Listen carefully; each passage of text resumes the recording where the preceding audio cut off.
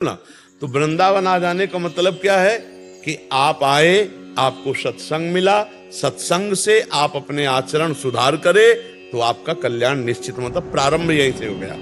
अब आप वृंदावन आ गए हो, फिर जाके मनमानी सब पापाचरण करते हो, भजन नहीं करते, तो भगवान ने कृपा की, धाम बुलाया, सत्संग दिया, इसके बाद तुम सत्संग की अवहेलना करके पापाचरण करो तो फिर दंड की बात समझ में आएगी।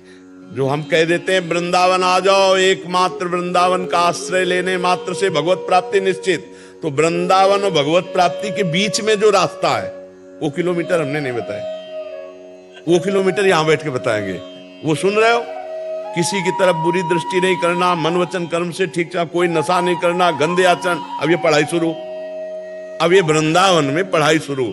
अब भगवत प्राप्ति के लिए आपको तैयारी करवा रहे हैं, अब उसकी तैयारी कर लो। अब ऐसा नहीं कि एकमात्र केवल वृंदावन आ गए फिर मनमानी पापाचरण किए जाके, तो भाई फिर कैसे चित्त संसार के चिंतन में लगा, भोगों में लगा, तो भगवत प्राप्ति कैसे कठिन हो जाती है ना। इसीलिए कहते हैं एक बार आओ, एक बार आओगे ना तो तुम्हारे पाप नष्ट होंगे, तुम सत्संग सुनोगे, ये सत्संग आपके ऊपर चढ़ बैठेगा, आपका सुधार पक्का करेगा।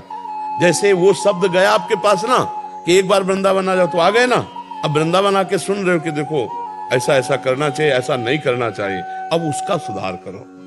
तो भगवान जो पूर्व में पाप हुए, धाम आए हो, संत दर्शन, धाम दर्शन, इससे पाप नष्ट होंगे, और जब साधन करोगे तो भगवत प्राप्ति का रास्ता पुष्ट हो जाएगा। समझ पा रहे हो आप? भुलावे की बात नहीं है, बुलावे की बात है। भगवत प्राप्ति पक्की हो जाएगी, बस नाम न छूटे आपके। आपको गुरु बनाना चाहता हूँ, हमारी बात मान लो, चाहे दोस्त बन के मान लो, चाहे आप शिष्य बन के मान लो, चाहे पुत्र बन के मान लो, चाहे जिस भाव से, हमारी बात मान लो, बस तुम्हारा परम कल्याण है। अगर केवल कंठी तिलक लगाने मात्र से भगवत प्राप्ति होती है तो हम जबरदस्ती सबके लगा देते कि भैया तुम्हें भगवत प्राप्ति हो जाए। बिना गुरु के उद्धार नहीं होता। तो हम मान रहे हैं ना, तुम भी मान लो, हम भी मान ले, आए बन जाओ।